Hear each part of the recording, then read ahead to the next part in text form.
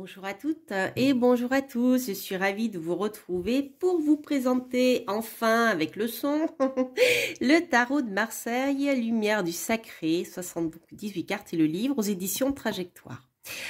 Alors j'ai eu un gros coup de cœur pour ce tarot. Donc je vous l'avais présenté il y a de cela maintenant presque un mois, mais voilà, il y avait eu un bug au niveau du son, donc je vais vous le représenter.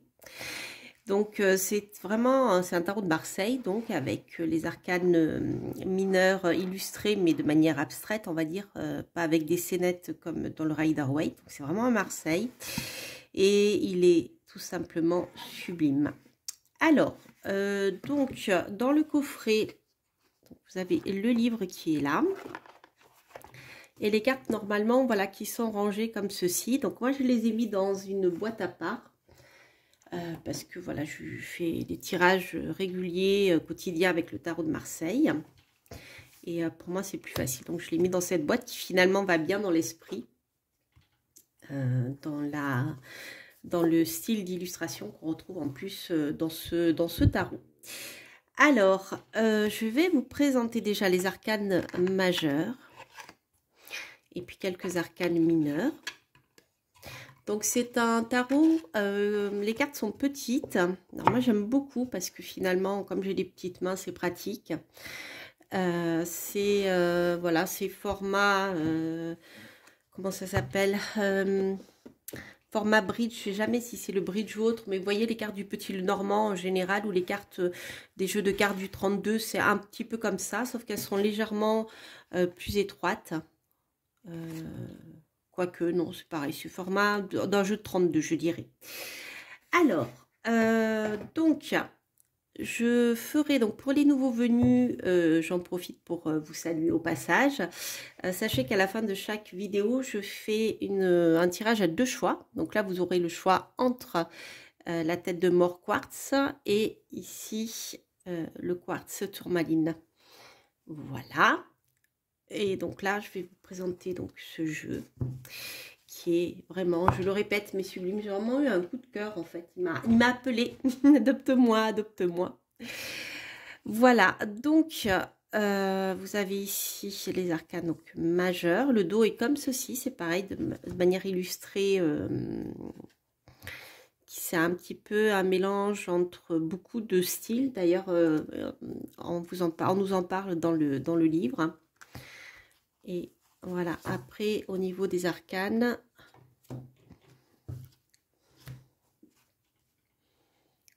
voilà, j'ai ce type.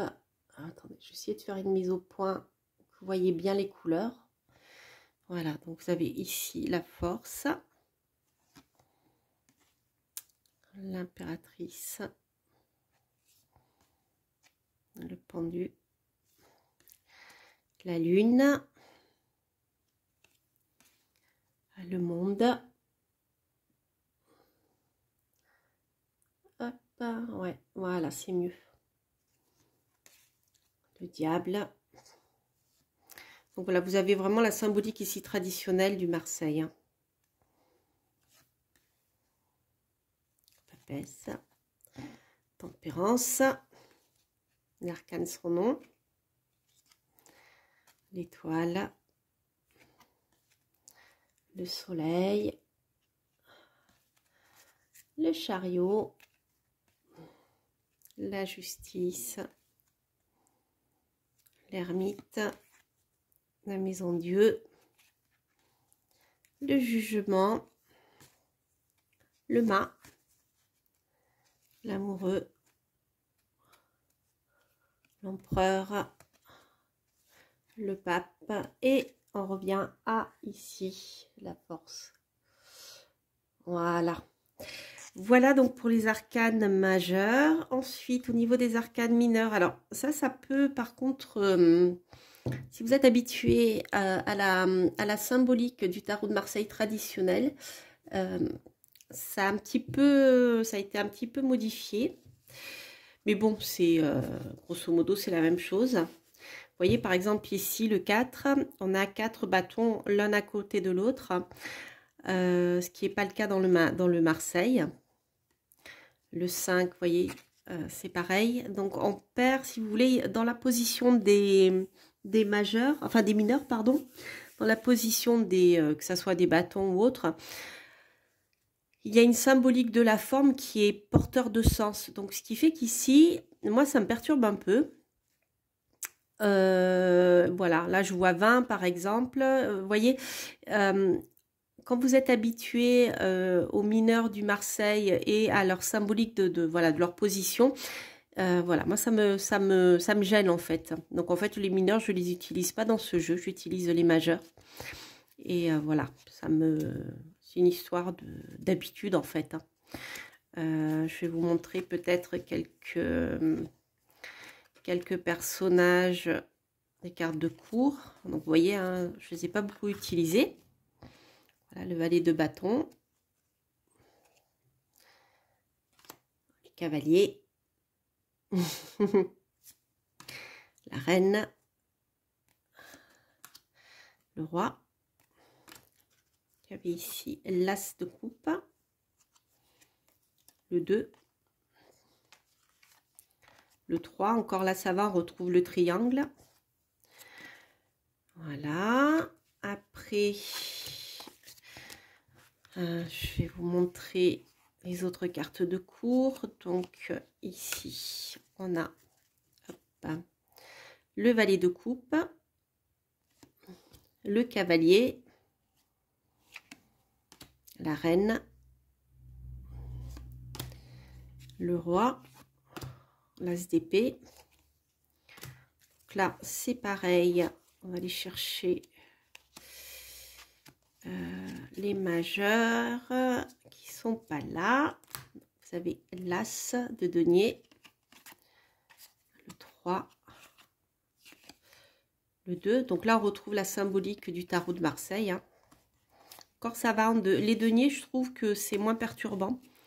On retrouve un petit peu ben, les trèfles, la position des trèfles et les carreaux dans un jeu traditionnel. Donc c'est, voilà, ça me perturbe moins. Donc le valet d'épée, le cavalier, la reine, épée et hop, le roi. Ensuite, donc là c'est l'as de bâton. Je regarde, voilà. J'ai les cartes de cours des deniers. Donc le valet, le cavalier, la reine et le roi. Voilà, et les as qui sont proches du tarot de Marseille traditionnel. En fait, c'est vraiment les bâtons qui me gênent le plus avec les épées. Voilà les amis, pour un petit tour des visuels. Alors, en ce qui concerne le livre, on va le reprendre ensemble pour voir ce que vous allez pouvoir trouver dedans. Puis, je vais vous faire un petit tirage à deux choix. Donc, au niveau du contenu, nous avons pas mal de tirages dans mes souvenirs. Donc, un petit peu d'histoire concernant le tarot de Marseille, l'univers symbolique du tarot, les différents niveaux de lecture du tarot, comment utiliser le tarot et quelques tirages. Voilà. L'histoire du tarot de Marseille, donc c'est très intéressant. Ensuite, je voulais vous montrer, voilà les tirages. Donc vous avez le tirage traditionnel à une carte, à deux cartes. Donc vous avez plusieurs tirages à deux cartes, pour ou contre, aspect positif, aspect négatif, avant et après. Un tirage à trois cartes aussi, avec des possibilités de changement, à 4 cartes, à 5 cartes, le double tirage. Mais ici, on n'a pas d'exemple concret, si vous voulez, de tirage avec des exemples, ce qui est dommage. Moi, j'aime bien, surtout pour les débutants. Ça va pour les, je dirais les tarologues aguerris, c'est pas, voilà, c'est pas gênant. Mais c'est vrai que pour les débutants, ça nécessite d'avoir un autre livre à côté. Donc, vous avez ici la présentation des arcanes majeures avec le cycle des apprentissages. Donc là, on est plus sur le développement d'une personne, en fait. L'auteur nous parle aussi de la réduction théosophique. Voilà. Et ensuite, carte par carte, vous voyez par exemple ici l'amoureux. On a la présentation de cet arcane, 6. Le nombre 6, ce que ça signifie. L'interprétation symbolique. L'invitation des amoureux avec une prière Navarro. C'est vraiment une approche singulière en fait, avec plusieurs origines, je dirais. De la même manière, hein, dans les illustrations, on retrouve plusieurs influences. La partie négative, on va dire de l'amoureux, qu'on appelle ici ombre de l'amoureux. L'amoureux et nous, où ici on a plus un petit texte en forme de guidance. Dans un tirage, le sens général sur le plan personnel et sur le plan spirituel. Voilà, donc on retrouve ceci pour les majeurs. Et pour les mineurs, je ne me rappelle plus, on va le revoir ensemble. Donc on a la symbolique des éléments. Les deniers, etc., les coupes, et puis voilà, comme d'habitude. Hein. Donc vous avez ici la présentation, par exemple, de l'as de bâton. Donc on retrouve un petit peu la même approche, mais c'est plus court en fait au niveau de la présentation symbolique. Et par exemple, bien le bâton dans un tirage. On a l'approche sur le plan plus développement personnel et guidance en fait. Voilà. Donc c'est vraiment voilà. Après vous avez tout le détail de chaque carte des différentes enseignes en fait. Voilà. Ensuite, les cartes de course sont présentées à part. Donc les cavaliers avec les cavaliers, les reines avec les reines, etc. Et donc l'auteur va donner des explications dans un tirage s'ils apparaissent que ça peut apporter. Voilà. Donc par exemple, pour donner un exemple ici, on a le valet comme archétype de l'enfant. En fonction de leur couleur, les objectifs seront orientés différemment. Donc vers l'action pour le valet de bâton, vers une cause, un projet, un idéal élevé pour le valet d'épée, vers l'amour pour la coupe, vers la prise de responsabilité pour le valet de denier. Voilà, donc là, on a tout ceci. Alors j'aurais bien aimé vous parler de l'illustration. Ah oui, à la fin, on a une symbolique aussi pour la position des arcanes mineurs. Voilà, ça a un sens à la manière dont ils ont positionné aussi les arcanes mineurs. Moi, ça me parle beaucoup moins que le Marseille traditionnel. Mais voilà, donc il y a des des exemples. Alors, ce que j'avais vu, et je ne me rappelle plus en détail, mais au niveau des influences des illustrations, donc on retrouve quand même ici des illustrations un peu... je trouve plus le terme. J'aurais dû mettre un petit post-it. Et voilà. Enfin, en tout cas, vous le trouverez hein, en détail au niveau des influences des illustrations. Voilà. Donc, ce que je vais faire, les amis, je vais faire un tirage à 2 choix. Donc, vous pouvez choisir une pierre en fonction de votre question. Si vous avez 2 questions, vous pouvez écouter les 2. Et si jamais un des tirages que je fais, vous voyez que ça ne colle pas du tout, mais alors vraiment pas du tout avec votre question, n'hésitez pas à écouter le second. Alors, donc, on va faire un premier tirage. Donc, je vais utiliser que les arcanes majeures. Hop. Et on va prendre donc une carte pour chaque tirage. Hop, je vais bien les séparer. Voilà. Alors, pour vous qui avez choisi le crâne de cristal, on va tirer une carte. Il y a ici. Et pour vous qui avez choisi le quartz tourmaline, on va prendre une carte ici. Donc, commençons par le crâne de cristal. Nous avons ici la roue de fortune. Bon, hein, les amis, c'est bien. Roue de fortune, déjà, on a le symbole de mouvement, les choses avancent. On n'est pas dans la stagnation. Donc, ça, c'est positif par rapport à votre question. Ça peut être aussi un symbole de chance, d'opportunité à saisir, quelque chose qui évolue et qui va, alors sur le sens positif, qui va vous permettre d'évoluer. Donc c'est une carte qui est d'une manière générale positive. Bien sûr, si elle avait été à l'envers ou dans une position contre, on aurait plutôt le fait de rétropédaler, etc. Mais là, c'est vraiment une carte de mouvement et qui parle aussi de chance, hein, puisqu'on a la roue de fortune qui amène bien une opportunité positive. Alors, donc, hop, voyons voir ce que l'auteur nous dit. Alors, dans un tirage, la roue de fortune indique qu'un changement est en cours, sans en augurer un côté positif ou négatif. Elle invite à adopter une posture d'accueil de manière à accompagner le changement en saisissant les occasions qui se présentent. La roue de fortune est par excellence l'arcane des innovateurs, des inventeurs, des explorateurs qui ont foi dans l'avenir.